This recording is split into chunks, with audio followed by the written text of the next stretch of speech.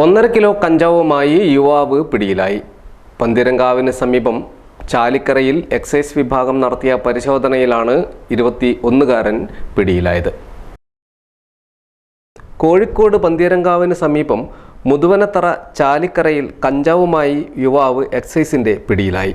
ചാലിക്കര മൂത്തേടത്തിമിത്തൽ ചിത്തിരയിൽ ധീരജ് ആണ് പിടിയിലായത്. ഉച്ചയോടെ Feroke excise range officer G Girish കുമാറും സംഘവുമാണ് പ്രതിയെ പിടികൂടിയത്. 1.5 കിലോ കഞ്ചാവാണ് ഇയാളിൽ നിന്ന് കണ്ടെടുത്തത്.